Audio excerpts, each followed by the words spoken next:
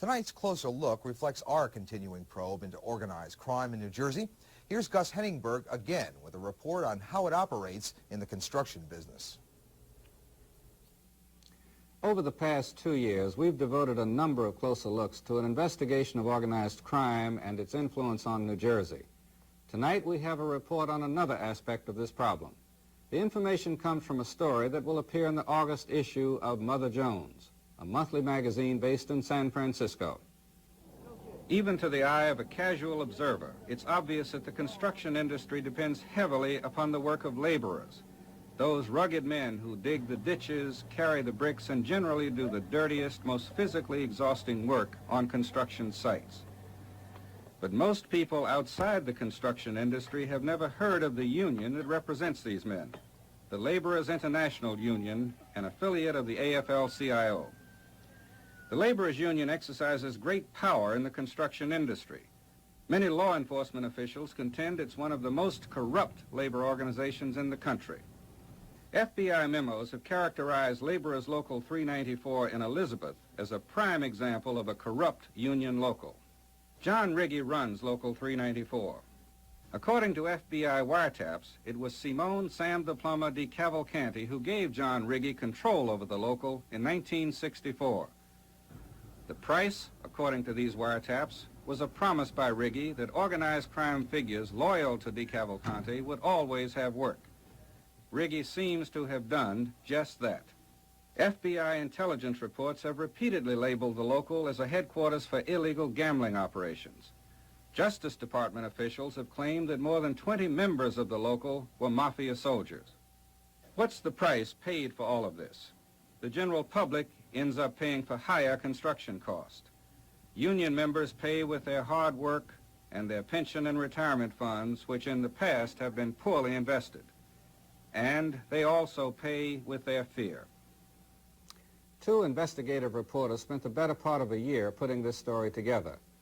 Bob Wendrum is a staff member at the American Lawyer magazine. He's worked with us on several other Closer Look projects.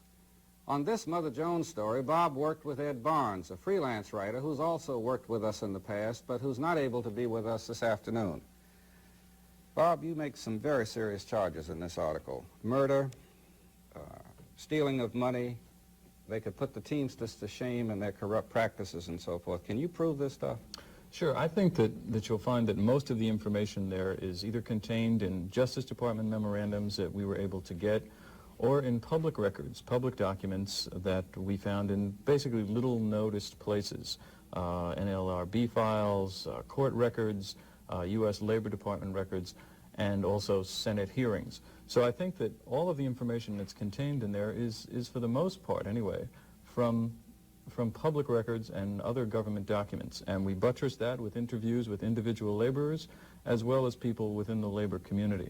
Well, of course, we have a special interest in Local 394 because it's in New Jersey, but is 394 an isolated example, or is this kind of corruption all over the country in the laborers' locals?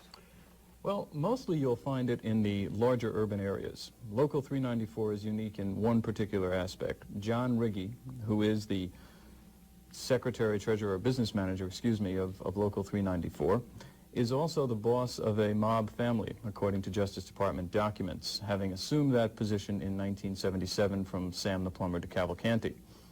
There is no other example that we know of in the country, and no other example that law enforcement officials could tell us about, where a mob boss has actually become or remained, after becoming mob boss, an official of a union in the AFL-CIO. Generally, the connection is not quite that direct. Is that what you're saying? No. Generally, what you'll find is that an organized crime member will have a no-show job, for example, which will give him an income that will help him with his IRS problems.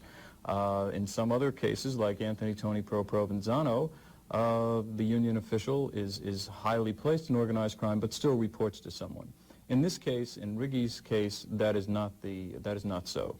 Riggi, as I said, according to the Justice Department documents, is the #1 man in that mob family, the only homegrown mob family in New Jersey. Well, that may answer my next question, Bob. Why don't the members of the union, some of whom claim not to have worked for 10 or 15 years, although they show up every morning in the hiring hall, why don't they do something about it? Well, the case that we looked at, that of Wakil Abdunafi, an Elizabeth laborer who has shown incredible courage over the last 10 years. Wakil showed up every morning for work and over the last several years has only worked 26 hours. But the problem is that Wakil, while fighting it through the NLRB, hasn't had much success because of the bureaucratic mechanism that the NLRB is, and also getting allies in a fight like that, even though he is personally courageous, is difficult. Because fear is a major problem. That's right, because fear is the major problem, and alliances with people just fall apart when people know who they're dealing with. We're about to have a power struggle in New Jersey between the AFL-CIO president and the Building Trades Council president. Now, would those two unions and leadership have any responsibility to sanction or expel a union that's as corrupt as this? Certainly they would. The AFL-CIO has an ethical practices code, which is essentially rusting from lack of use. The only time the AFL-CIO will take these internal measures is when the government embarrasses them into doing it. In this particular election, you won't find the problem of corruption as an issue.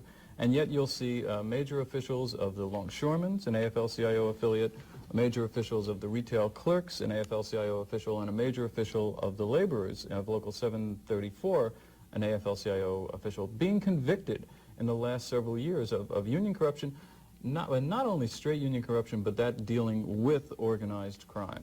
Well, I hope that Charles Marcianti and James Grogan are listening.